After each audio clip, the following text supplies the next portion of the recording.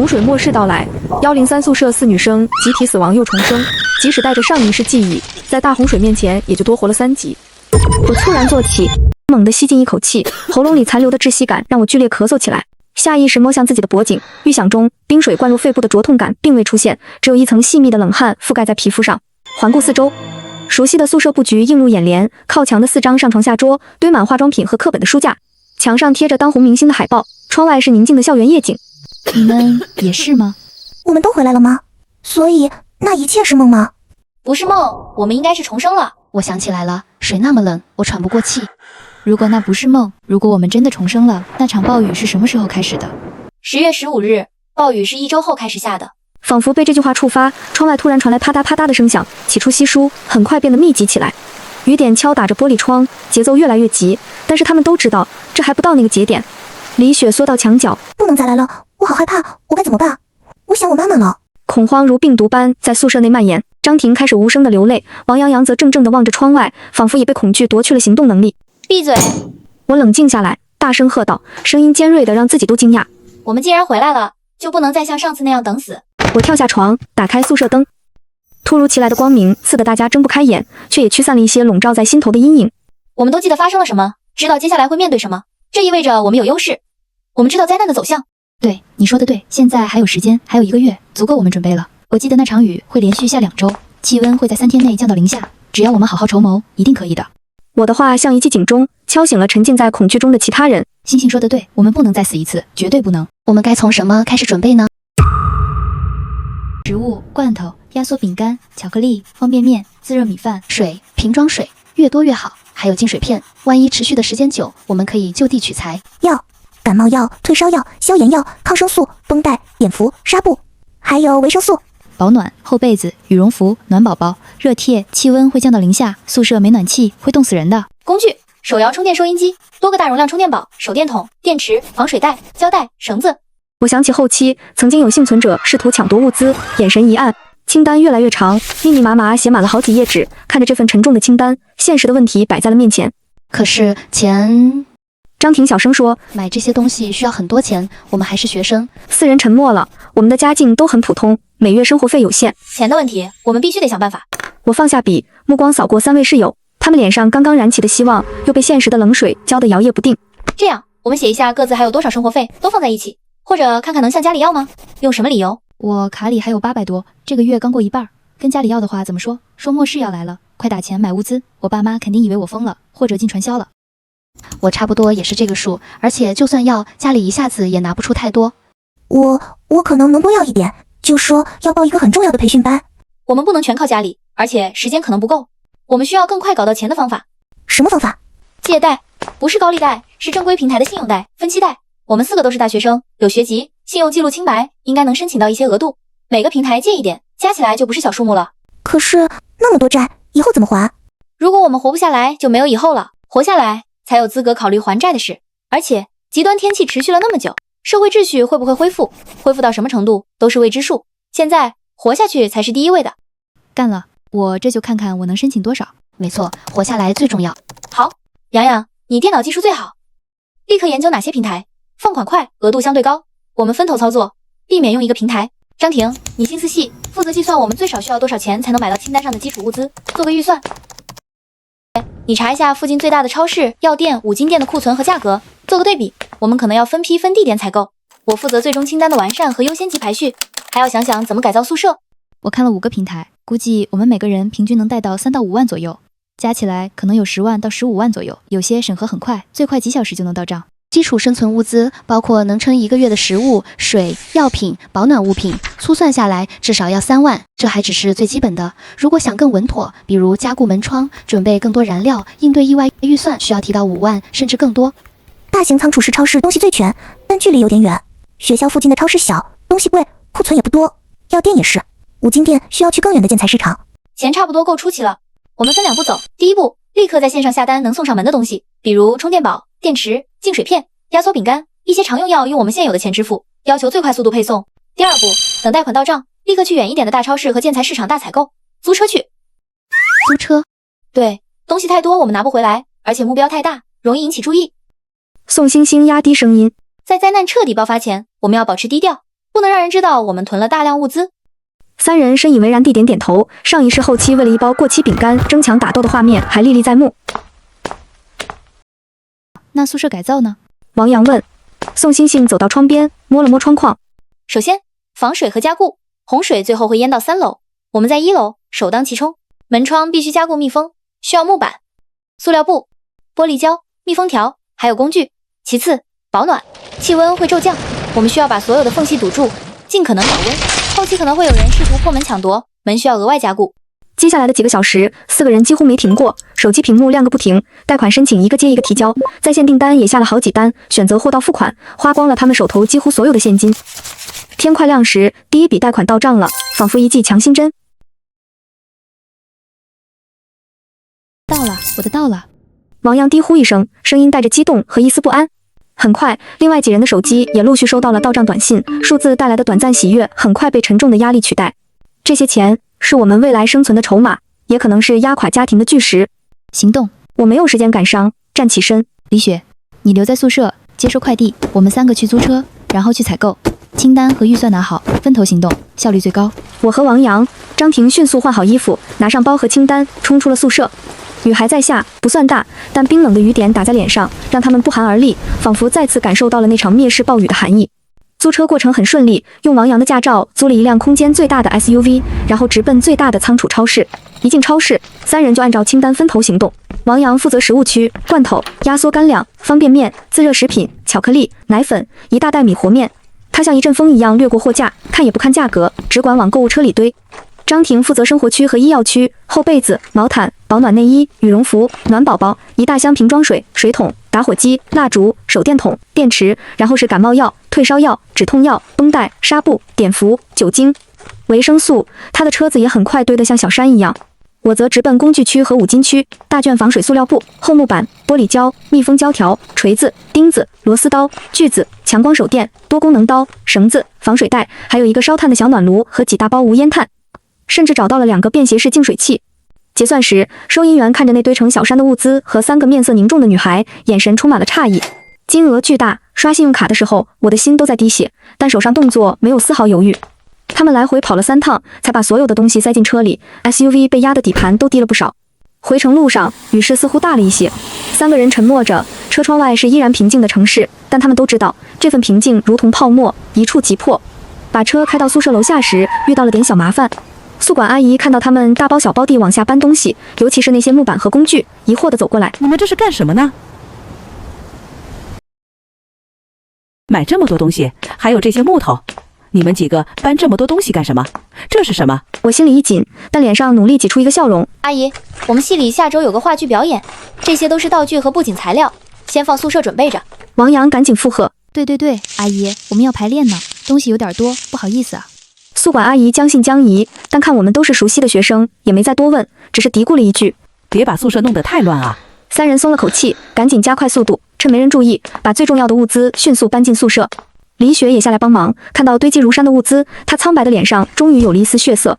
來回幾趟，終於搬完了大部分東西，宿舍幾乎被占滿了一半空間，只剩下狹窄的過道。4個人累得癱坐在地上，看着這座用未來換來的小山，心情複雜。這只是第一批，我喘着氣說，我們還需要更多水，藥品也不夠。我看了看窗外的大雨，改造必須立刻開始。休息了不到10分鐘，我和王陽再次出門，這次是去建材市場購買更多加固材料，特別是更結實的金屬角鐵和更厚的木板。張婷和李雪留在宿舍，開始整理物資，分類存放，並嘗試用現有的東西做一些簡單的密封。去建材市場的路上，我和王陽都注意到，街上的行人似乎比平時少，而且大多行色匆匆。天氣預報已經開始連續報道這場異常的降雨，提醒市民注意安全。一種山雨欲來的壓抑感開始在城市蔓延，採購過程同樣迅速而高效。回到宿舍，4個女生沒有任何猶豫，立刻開始宿舍改造工程。我來測量裁切木板。王陽自告奮勇，他動手能力最強。我負責打下手和固定。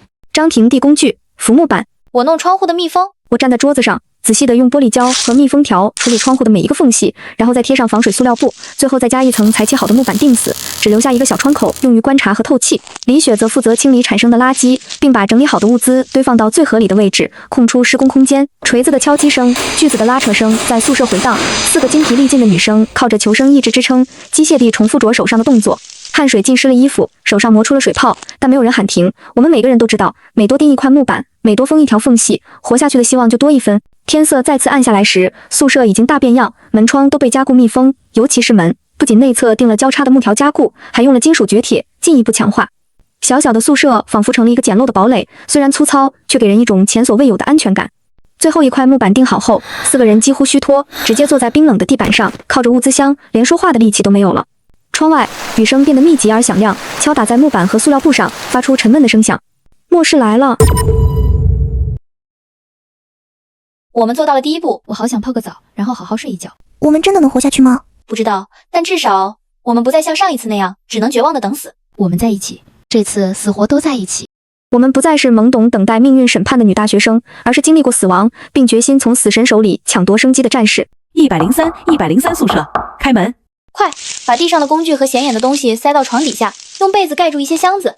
洋洋，你去開門，盡量擋住門口。阿姨，早上好哈，怎麼了？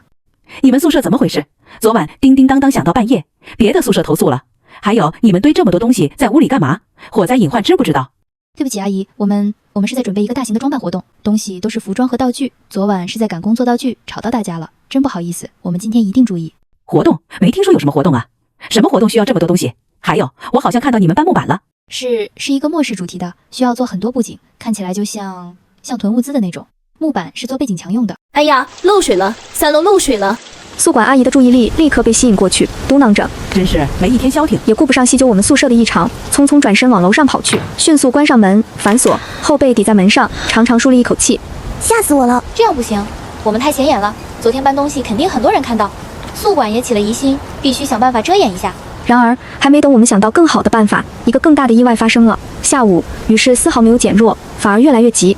我們正在清點物資，計算能支撐多久。突然聽到窗外傳來砰的一聲悶響，緊接着是嘩啦啦的水聲和刺耳的尖叫聲。怎麼了？我們衝到被封得只剩一小條的窗邊，艱難地向外看。只見宿舍樓側面一根老舊的下水管不堪重負，在雨水持續沖刷下，竟然爆裂了。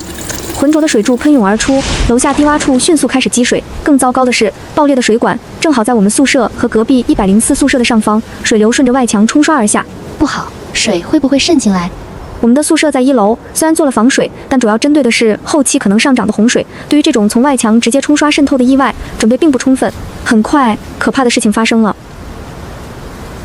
靠近那面牆的李雪的床鋪和書桌位置，牆壁開始以肉眼可見的速度陰濕一片，水珠順着牆面滾落，滴答滴答地落在它堆放在下面的幾個紙箱上。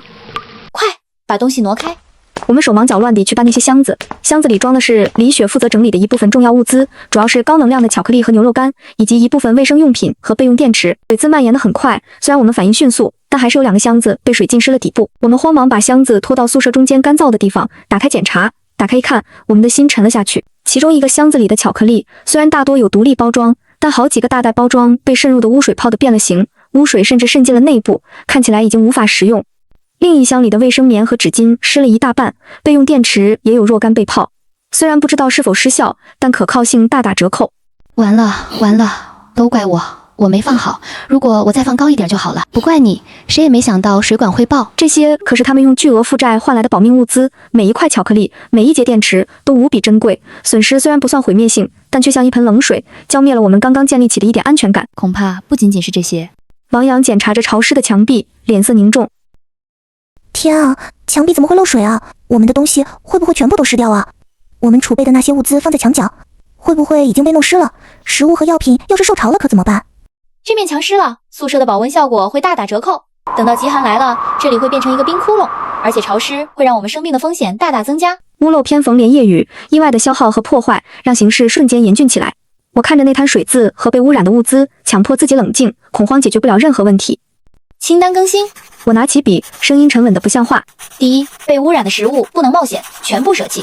電池測試後不能用的也捨棄。濕掉的衛生用品曬乾或許還能用，但效果肯定打折扣，列為次級儲備。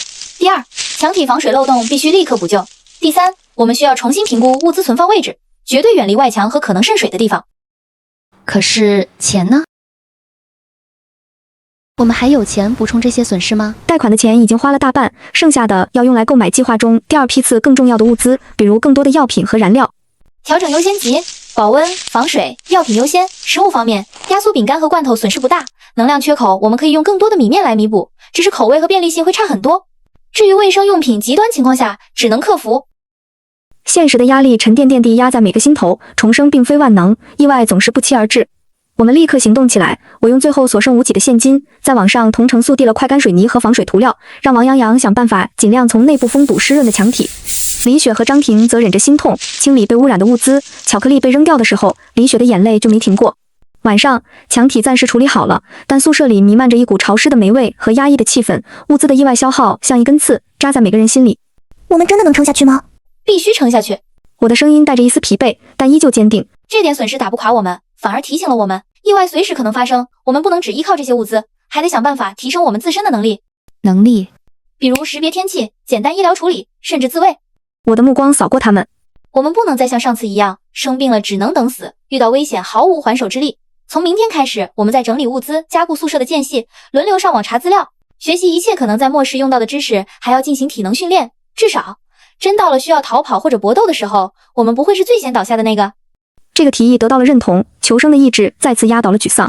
接下來的幾天，我們像是在進行一場瘋狂的特訓。白天，我們繼續完善宿舍的防禦工事，用最後的材料給門加了更多的加固點，把床鋪重新排列，騰出更多空間，並將所有物資墊高，遠離地面和牆壁，甚至用空水瓶和水桶，盡可能多地儲存自來水，預防斷水。同時，我們輪番上陣學習。王陽負責研究無線電收音機的使用和簡單維修，試圖在通訊中斷後捕捉外界信息。張婷學習基礎醫療護理和傷口處理，把有限的藥品功效和適用情況背得滾瓜爛熟。李雪負責記錄天氣變化，試圖找出一點規律，並學習如何用最少的燃料和水維持生存。我則專注於研究應對極端寒冷和洪水的生存技巧，以及一些簡單的自衛手段。我們還堅持每天在擁擠的宿舍裡做一些簡單的體能鍛鍊，深蹲、俯臥撐、仰臥起坐和帕梅拉等，累得癱倒在地板上時就互相打氣。窗外的雨一直沒有停，時大時小。新聞裡的報道語氣越來越嚴肅，開始出現百年一遇、極端氣候等字眼。城市的部分低洼地段已經開始出現內澇。學校論壇裡充滿了對天氣的抱怨和不安的猜測，但大多數人還只是以為這是一場持續時間比較長的暴雨。只有我們知道，這僅僅是開始。第7天下午，氣溫毫無預兆地開始驟降，仿佛一夜之間從深秋進入了嚴冬。呼嘯的寒風裹挾着冰冷的雨滴，砸在窗戶的木板上，發出令人心悸的聲響。宿舍裡，我們穿上了厚厚的羽絨服，縮在一起。小暖爐點燃了，有限的炭火讓我們不敢多用，只能輪流靠近取暖。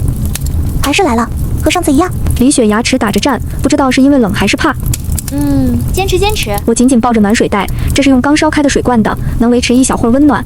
這次我們至少穿着羽絨服，有暖爐，有乾爽的被子。比起上一世，猝不及防地凍成狗，靠着單薄被褥瑟瑟發抖，準備確實充分了許多。但寒冷的程度還是超出了想象。牆體雖然經過處理，但潮濕和低溫依然讓宿舍內部溫度快速下降，喝出的氣變成白霧。我們不得不增加了暖爐的使用時間，炭火的消耗速度比預計的快了很多。這樣下去，炭撐不了幾天。王陽憂心忡忡地看着那幾包所剩無幾的無煙炭。食物呢？我問。壓縮餅乾和罐頭充足，米麵也夠，但需要煮。問題是我們沒多少燃料了。他們原本計劃購買更多的固體酒精和燃氣罐，用於室內烹飪，但資金和意外消耗讓這個計劃擱淺了，只剩下幾小盒固體酒精和一個小氣罐。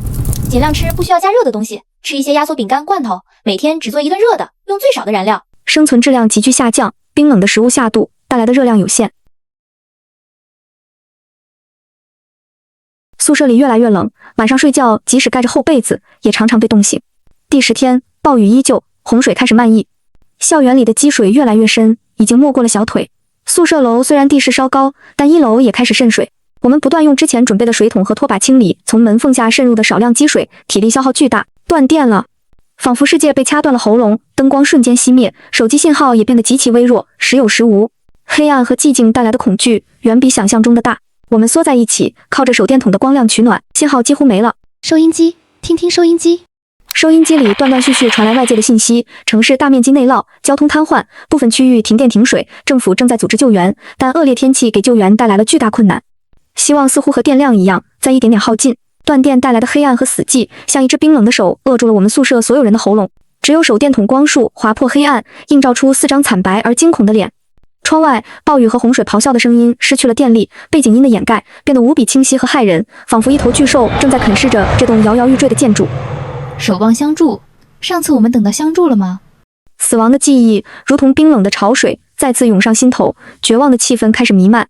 時間在黑暗和寒冷中緩慢爬行，不知過了多久，就在輪到我守夜。王陽剛剛睡下不久時，一陣異樣的聲響讓我的神經瞬間繃緊。那不是風雨聲，也不是建築物不堪重負的呻吟，而是某種摩擦和撬动的聲音，来自门口。噓！我立刻低聲警示，搖醒了其他3人，他們瞬間驚醒。黑暗中，4雙眼睛驚恐地望向宿舍門，咔嗒咔嗒，聲音更清晰了，有人在試圖撬鎖。誰在外面？门外的动作停頓了一下，隨即一個粗啞的男声響起：“同學，開門，我們是隔壁樓的，宿舍淹了，借個地方躲躲雨。”聲音聽起來還算正常，但那強行壓抑的急切和撬鎖的前奏，讓我們根本無法相信。我們這裡也沒地方了，而且都是女生，不方便。你們去男生宿舍樓吧。少廢話，我們看到你們搬東西了，肯定有吃的喝的，開門分我們一點，不然我們就砸門了。威脅赤裸裸地砸了過來，最擔心的事情還是發生了。怎麼辦？怎么辦？不能開。開門！媽的，敬酒不吃吃罰酒。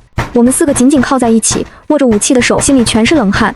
門雖然加固過，但在持續的暴力撞擊下，能支撐多久？恐懼像冰水一樣淹沒全身。誰他媽打我？哪來的小子，都管閒事。你們還好嗎？他們暫時跑了，但不一定走遠。我們愣住了，這個聲音是誰？你是誰？我叫陈硕，住對面南寢3樓的。之前看到你們幾個女生搬東西，就大概猜到了。剛才聽到動靜不對勁，過來看看。陳碩，我快速搜索記憶，對這個名字有點模糊的印象，好像是隔壁班的，平時很低調，幾乎沒什麼存在感。你怎麼？即使對方似乎幫了我們，但在這種環境下，我們不敢輕易相信任何人。我沒有惡意，我也做了一些準備，但一個人撐不了多久。如果你們願意，我們可以交換一些信息，或者在必要的時候互相照應一下。當然，如果你們覺得不安全，我這就離開。他的語氣坦誠而克制，沒有強行要求，反而給了我們選擇權，這稍微降低了一點我們的戒心。我透過門板上預留的細小縫隙向外看，走廊裡積着渾濁的水，水深大概到腳踝。一個高瘦的男生站在門外，渾身濕透，額角有一塊擦傷，正微微滲血，手裡握着一根看起來是桌腿改造的棍子。他身後不遠處的水面上漂浮着一些雜物，剛才那幾個人似乎確實不見了。他的樣子看起來很狼狽，但眼神在手機屏幕微光的映照下，卻顯得異常沉穩和清醒。短暫的沉默後，我做出了決定，完全拒絕對方暗示一個潛在的盟友，也可能是危險的，但開門是絕對不可能的。謝謝，我們暫時還好，互相照應可以，但我們需要約定一些盟約。可以理解，你說。第一，我們不會開門；第二，交流可以通過敲門或這個小縫進行；第三，非必要不接觸；第四，信息可以共享，需要等價交換。很公平，我的物資也不多，主要是工具和一些藥品。我注意到你們加固了门窗，做得很好，但可能還需要一些改进來應對持續上漲的水位和低溫。我可以分享一些我知道的方法。工具和藥品，這正是我們緊缺的，而他的提議也切中了我們的要害。接下來的幾天，一種奇特的鄰居關係建立了起來。陳碩確實如他所說，提供了很多實用的建議，比如如何用空塑料瓶制作簡易的漂浮物，以防萬一；如何更有效地利用有限的燃料取暖。甚至分享了他听到的零星收音機信息，他的收音機型號更老，但似乎在某些頻段接收效果更好。作為回報，我們偶爾會通過門縫遞給他一些我們相對富裕的食物，比如一點多餘的壓縮餅乾，而他則給了我們一些寶貴的碘伏和紗布，我們用於處理王洋洋不小心劃破的手指，還有一小包珍貴的生薑紅糖，告訴我們泡水喝可以驅寒。他大多數時候待在自己位於3樓的臨時據點，他聲稱那裡更安全，但偶爾會下來查看情況，保持着距離，但又確實提供着幫助。他的存在像一道无形的屏障，一定程度上震懾了其他可能覬覦我們物資的人，至少那晚試圖破門的人再沒出現過。然而情況仍在惡化，洪水已經淹到了1樓窗戶的一半高度，宿舍門底部的滲水越來越嚴重，我們幾乎要不停地舀水出去。寒冷無孔不入，炭火終於耗盡最後一顆，我們只能依靠身體硬抗和不停的活動來產生熱量。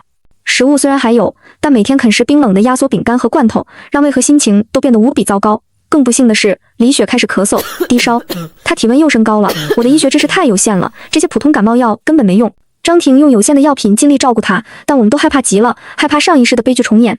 第15天，李雪的病情加重了，高燒不退，開始說胡話。小小的感冒藥和退燒藥似乎毫無作用。不行，她需要抗生素，需要更好的藥。去找陳碩，他之前不是說有一些藥品嗎？問問他有沒有抗生素。這是最後的希望了。我用力敲擊門板，發出事先約定好的求助信號。怎麼了？需要幫忙？我們的室友病得很重，高燒，你那裡有沒有抗生素或者強效退燒藥？我只有幾片阿莫西林，不知道對不对症，還有幾包退燒沖劑。但我之前在1樓水房旁邊的廢棄小醫務室裡，好像看到過一些被遺棄的藥品箱，當時沒來得及拿水就漲上來了，不知道現在還在不在，有沒有被水泡？廢棄小醫務室，我們都知道那個地方堆滿了過期和被淘汰的雜物，平時根本沒人去。在哪裡？具體位置？就在水房右邊第2個門，鎖可能壞了，但那裡地勢更低，現在水可能已經……我去，我不能眼睜睜看着小雪就這樣一直燒下去。我去吧，我水性比你們好，而且我知道具體位置，你們準備好接應。不等我們反對，外面就傳來了涉水的聲音。他離開了，時間1分1秒的過去，每一秒都無比煎熬。我們聽着外面哗哗的水聲，心都提到了嗓子眼。李雪痛苦的呻吟聲更是像針一樣扎在我們心上，仿佛過了1個世紀，我們終於聽到了返回的涉水聲，還有沉重的喘息。拿到了，有一個密封還挺好的藥箱，希望没进水。說完，一個用塑料袋层层包裹的小箱子從門縫塞了進來。張婷一把搶過，顫抖着打開。謝天謝地，裡面的藥品雖然有些潮濕，但大部分包装完好。我很快找到了对症的抗生素和强效退燒藥。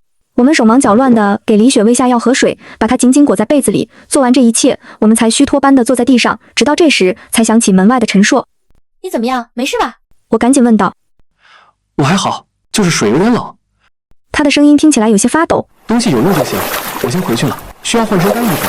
我们这才意識到，他在冰冷刺骨的污水中潛泳找藥，耗費了多大的體力，承擔了多大的風險。一股複雜的情緒在我們心中蔓延，是感激，也是愧疚。謝謝。我對着門縫無比鄭重地說道，這個詞在此刻顯得如此蒼白，卻又無比真摯。也許是因為藥物對症，也許是因為求生的意志，李雪的高燒在第2天清晨終於退去了一些，雖然還很虛弱，但意識清醒了不少。這個好消息讓我們幾乎喜極而泣，也讓我們對陳碩的信任增加了不少。然而，命運的考驗似乎永無止境。第18天，暴雨奇蹟般的變小了，但從收音機斷斷續續的消息得知，上游水庫情況危急，隨時可能洩洪或決堤。一旦發生，洪水可能會瞬間淹沒低樓層，我們必須立刻向更高處轉移。但李雪依然虛弱，無法自己行走，我們的物資太多，根本無法全部帶走。放棄大部分物資，只帶最重要的食物、藥水、一些保暖衣物和工具。我果斷下令，我們必須馬上走，去樓上。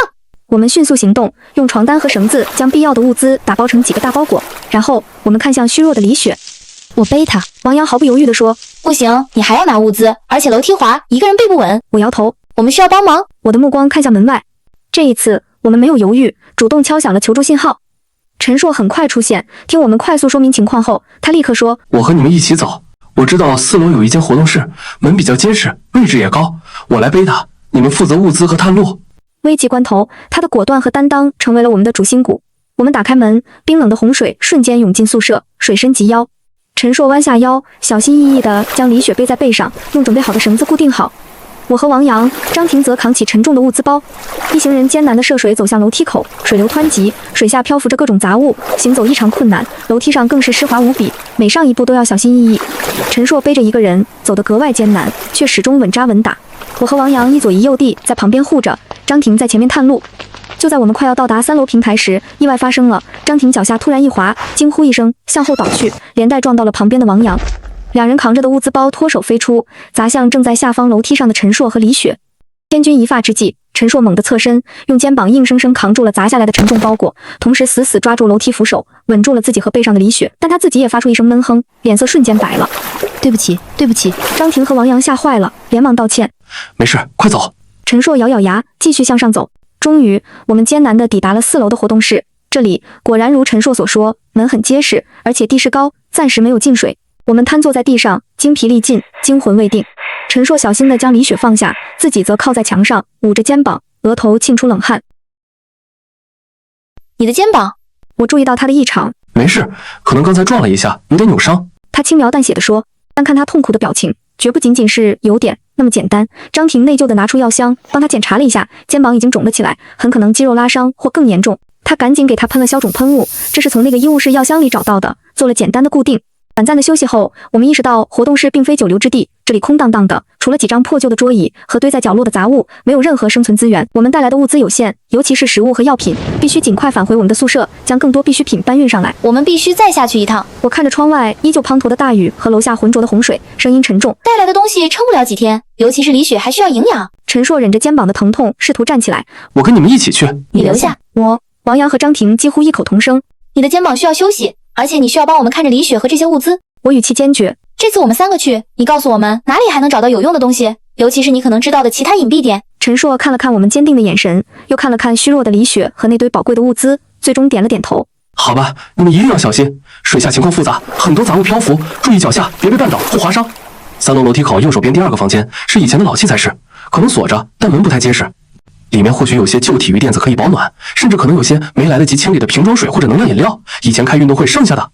他頓了頓，補充道：最重要的是，快去快回，不要貪多，水位還在漲，感覺不太對勁。我們3人重新綁好繩子，拿起空背包和幾個大的防水袋，再次射入冰冷刺骨的水中。返回宿舍的路比上來時更加艱難，水位明顯又上漲了，已經沒到了胸口，水流也更加湍急。我們不得不互相攙扶，艱難地挪動。水下漂浮着書本、臉盆、塑料袋，甚至小件的家具，每一次移動都充滿危險。好不容易回到103，看着被水淹沒了一半的堡壘，心中一片淒涼。我們迅速行動，目標明確，優先拿取高能量食物，例如巧克力、牛肉乾等，還有更多的藥品。所有剩餘的燃料、固體酒精、碳、水，以及所有乾燥的保暖衣物和厚被子。水已經漫過了下鋪，我們存放在桌子上的部分物資幸免於難，但底下的很多東西已經泡湯了。我們只能摸索着將還能用的東西快速塞進背包。快看！他從王陽床鋪下一個密封性很好的塑料收納箱裡翻出了幾大包未開封的堅果和果乾，還有一小袋真空包裝的大米。洋洋，你什麼時候藏的？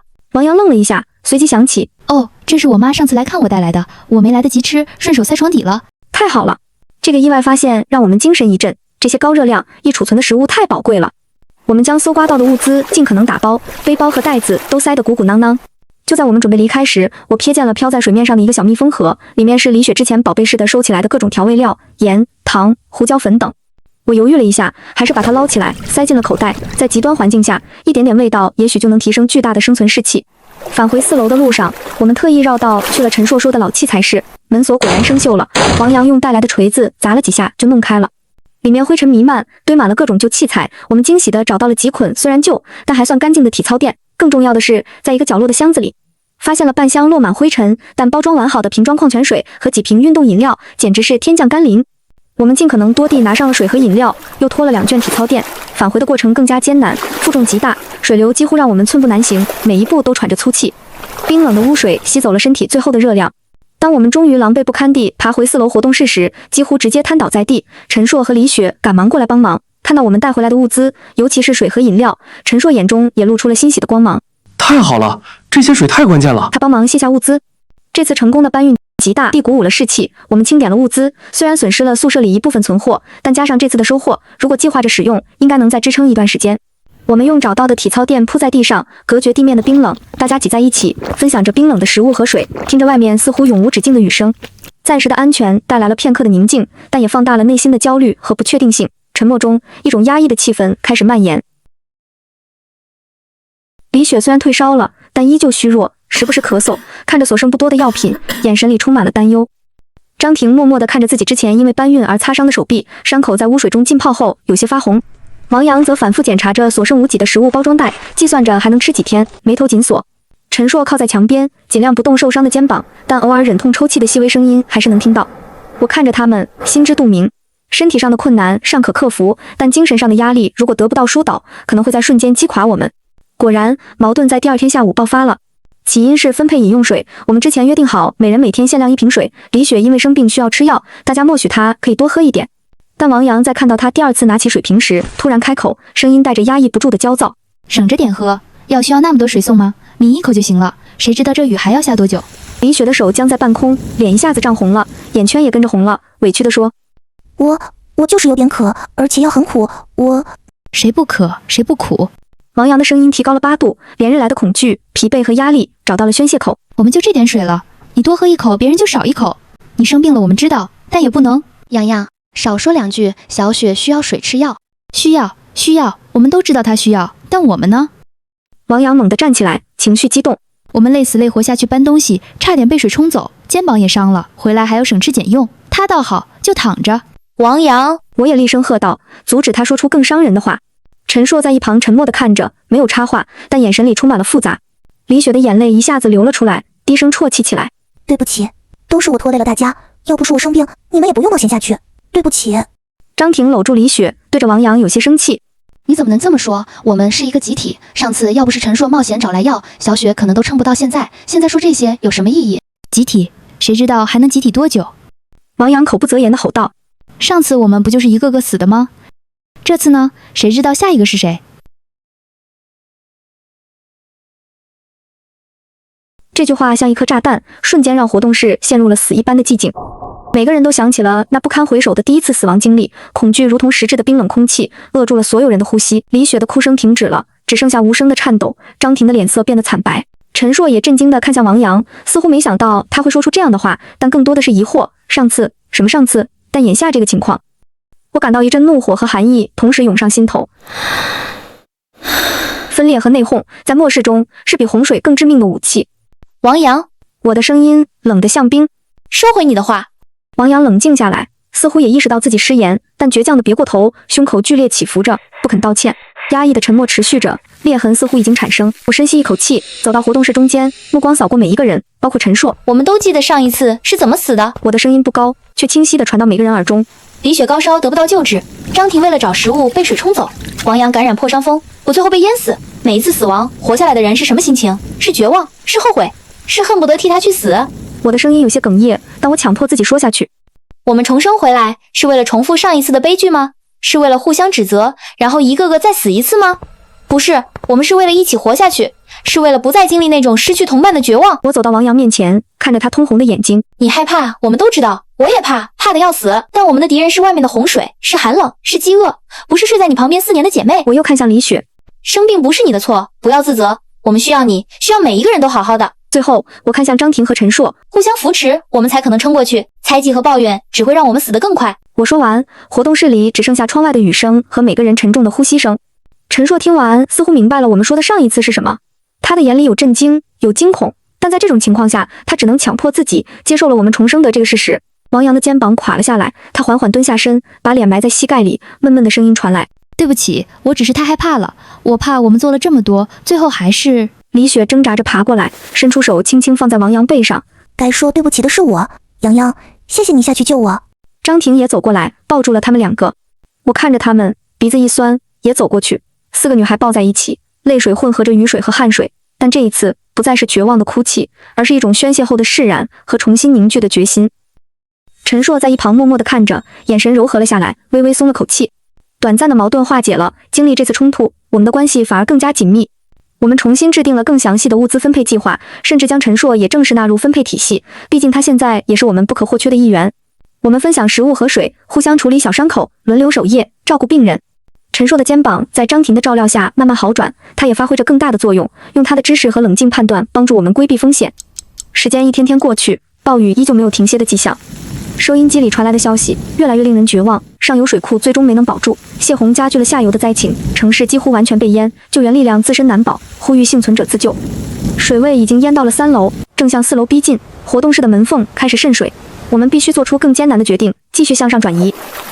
目標是宿舍樓頂的天台，那是整棟樓的最高點。這無疑是一次更加危險的長征，樓梯間可能已經完全被水淹沒，甚至結構受損。我們需要在黑暗中頂着水流攀爬至少5層樓的高度。我們開始做準備，將剩餘物資再次精簡，只攜帶最必須的部分，所有食物、水、藥品、打火機、手電筒、電池、繩子、刀和少量保暖衣物。我們用找到的繩子和床單將每個人連接起來，防止有人被水流沖走。陳碩用找到的木頭和舊桌子腿，簡單制作了幾個可供抓握的扶具。第21天清晨，水位已經沒過了活動室門的下半部分，我們知道不能再等了。準備好了嗎？好了。我們深吸一口氣，推開活動室的門，再次踏入冰冷的水世界。通往天台的樓梯間仿佛一條黑暗的、充滿危險的隧道，水已經幾乎灌滿了整個空間。我們需要憋氣潛水，才能通過每一個樓梯轉角平台。光線極其微弱，只能依靠手電筒照亮前方一小片區域。陳碩打頭陣，用棍子探路，並負責破開可能堵塞通道的雜物。我斷後，確保沒有人掉隊。王陽和張婷一左一右護着李雪，每一步都異常艱難。水下漂浮的雜物更多，視線模糊，冰冷和缺氧不斷挑戰着我們的極限。有幾次，我們差點被突然出現的漂浮物撞到，或者被水下的繩索纏住腳踝。我不行了，堅持住，雪雪，我們就快到了。我們步履維艱，終於在幾乎耗盡全力的時候，我們看到了通往天台的最後一段樓梯和那扇熟悉的、通常鎖着的鐵門。幸運的是，或許是因為年久失修，或許是因為水壓衝擊，那扇鐵門竟然是虛掩着的。大家小心，我來開門。陳碩用力一推，鐵門發出刺耳的嘎吱聲，被推開了。我們互相攙扶着，跌跌撞撞地爬出水面，終於踏上了天台。冰冷的雨水瞬間劈頭蓋臉地砸下來，狂風幾乎讓人站不穩。但此刻，呼吸到雖然潮濕卻自由的空氣，感受到開闊的空間，我們都有一種劫後餘生的虛脫感。天台之上，並非只有我們，還有另外幾個零星的人影，分散在不同的角落，同樣狼狽不堪。看到我們出現，也只是麻木地看了一眼。我們找了一個相對避風的角落，擠在一起，用最後一點力氣撐開一塊帶來的防水布，勉強遮雨。極度的疲憊讓我們很快昏睡過去。不知過了多久，我被一陣劇烈的摇晃驚醒，不是風吹，而是整個建築都在晃動，遠處傳來轟隆隆的巨響。怎麼了？陳碩臉色突然大變，望向遠處大喊：“是魁拔，真正的洪峰來了！”遠處一道渾濁的、高達數米的巨浪，如同移動的城牆，吞噬着沿途的一切，正向我們所在的區域席捲而來。絕望瞬間扼住了所有人的心臟，天台也不再安全。抓住固定物，抓住任何能抓住的東西！陈硕声嘶力竭地大喊，一把抓住天台邊緣的欄杆，另一只手死死抓住身邊的李雪。我們瞬間反應過來，拼命撲向天台中央那個廢棄的、用來固定太陽能熱水器的水泥基座，那是天台最堅固的地方。我和王陽、張婷也死死抱住基座，並互相抓牢手臂，用繩子將彼此和基座捆在一起。巨浪轰然而至，仿佛一頭洪荒巨獸，狠狠地撞在教學樓上。整棟樓剧烈摇晃，仿佛隨時會散架。巨大的衝擊力帶來的水流瞬間淹沒了整個天台，我們被冰冷渾濁的水流徹底淹沒。巨大的力量試圖將我們撕扯開。我死死閉住氣，感覺五臟六腑都快要被壓碎，耳朵裡充滿了可怕的轟鳴聲。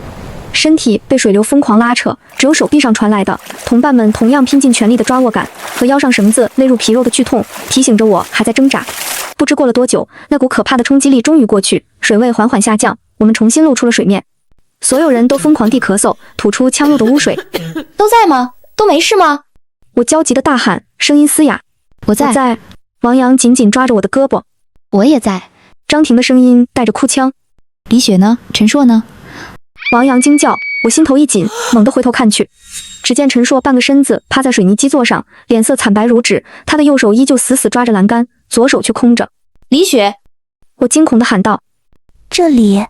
一個微弱的聲音從旁邊傳來，我們循聲看去，只見李雪竟然就在基座另一側，她的一只手被陳碩之前塞進她手裡的綁在基座上的半截繩子纏住了，另一只手死死摳着基座邊緣的裂縫，是陳碩在最後關頭用某種方式將她固定住了。